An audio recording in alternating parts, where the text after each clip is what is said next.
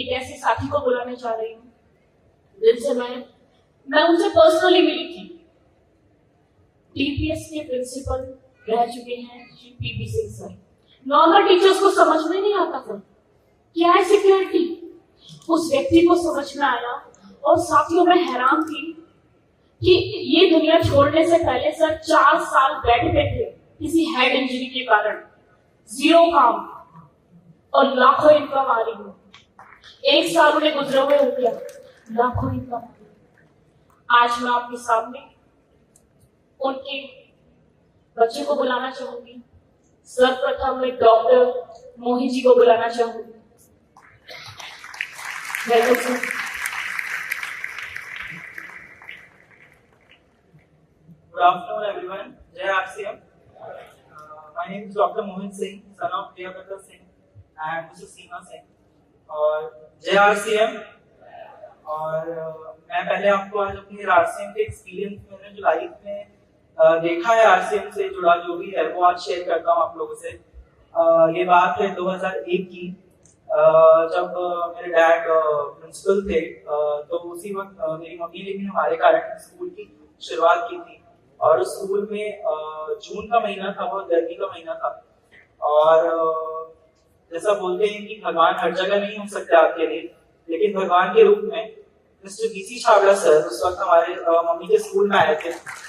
और उन्होंने उस वक्त फ्लिप हुआ करती थी और सर्फ वगैरह ही प्रोडक्ट्स हुआ करते थे।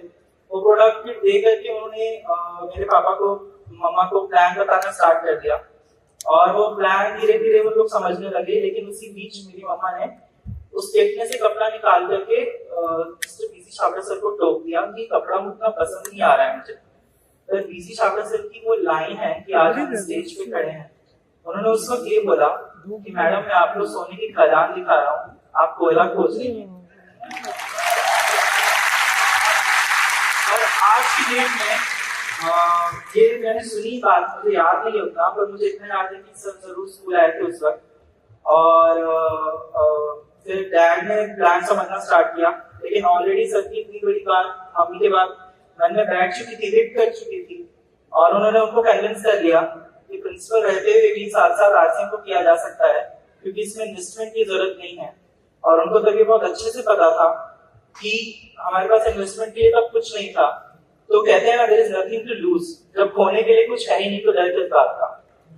तो फिर उन्होंने इस बिजनेस को स्टार्ट किया और फिर वो उसी बीच उनका बिजनेस अच्छे से चलने लगा। और उसी बीच डीपीएस प्रिंसिपल के पद के रूप में वो जम्मू चले गए। और उसी दौरान बिहार में बहुत अच्छा रिस्पांस मिलने लगा, टेप की सेल बहुत अच्छी होने लगी, बम्पर सेल होने लगी। और बिहार के लोगों ने, यूपी के लखनऊ के लोगों ने काफी रिस्पांस अच्छा दिया और धीरे धीरे बिजनेस आगे बढ़ता चला गया।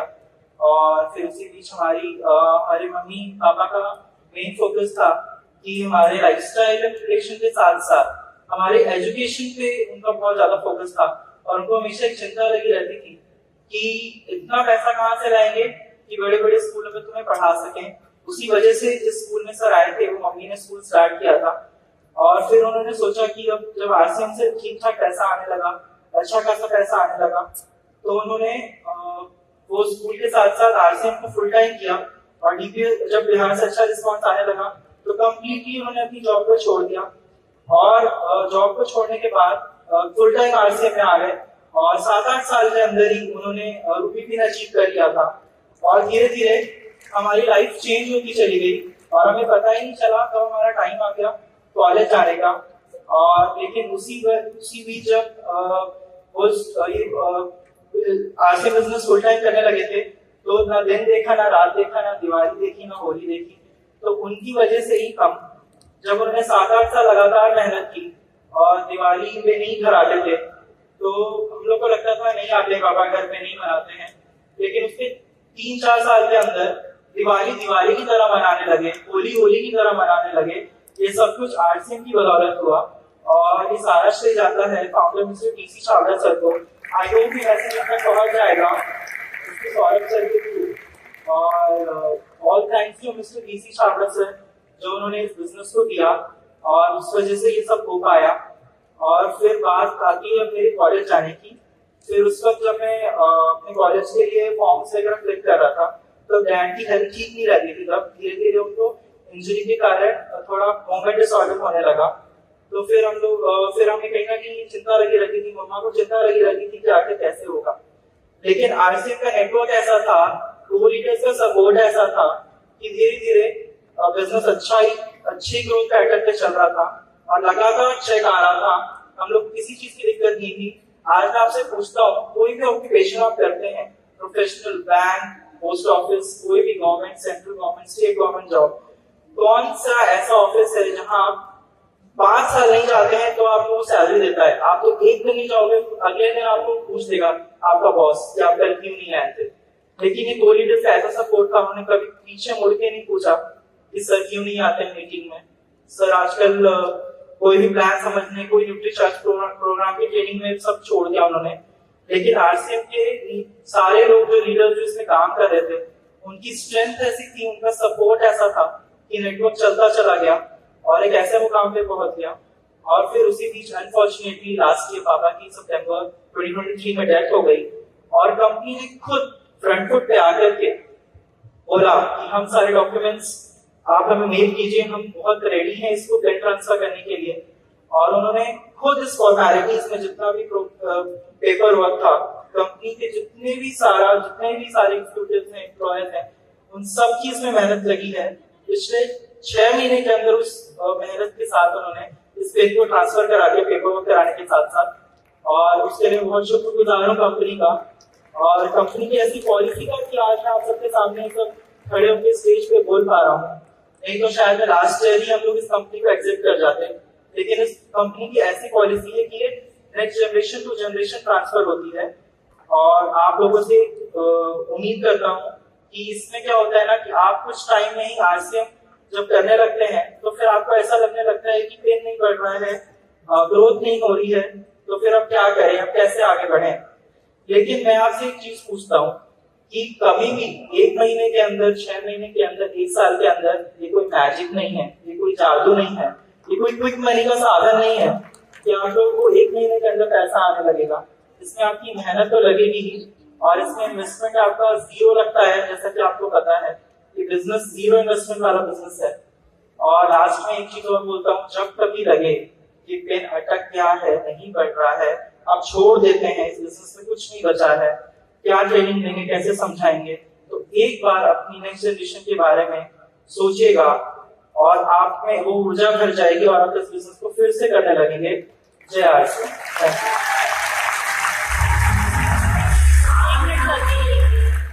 मैं 1 मिनट के लिए माइक देना चाहूंगी पीबी सर की सुपुत्री प्रतीक्षा जी को। For a minute please.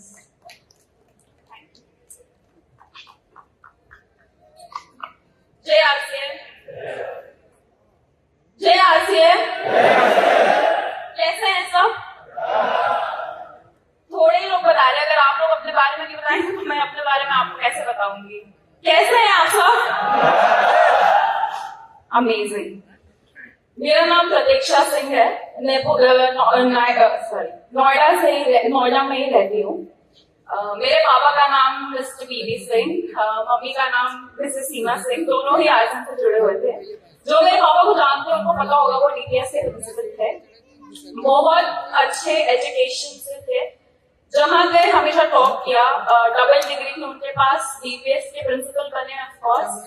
मेरी मम्मी का खुद का स्कूल था, वो भी पोस्ट ग्रेजुएट थी, उन्होंने खुद का स्कूल खोला, वो भी प्रिंसिपल थी।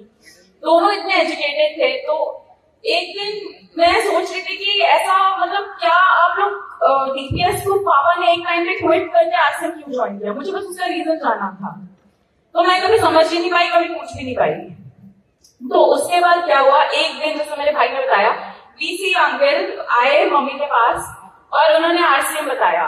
उस दिन मेरे पापा समझ गए कि आरसीएम क्यों करना, और आज मैं समझ गई पापा ने आरसीएम क्यों किया।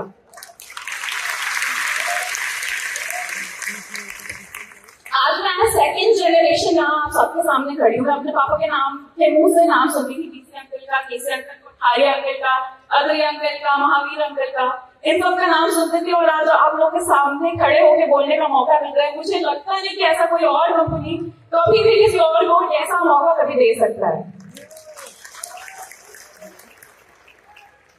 प्रोफेशनली भी मैं एक सॉफ्टवेयर इंजीनियर हूँ। जब मैं छोटी थी, जब मैं क्लास 12 में थी, तो मैंने मम्मी पापा से पूछा कि मम्मी पापा मैं क्या करूँ आगे। तो मेरे मम्मी पापा ने बोला बेटा जो करना है कर, जो तेरा मन है बन जा।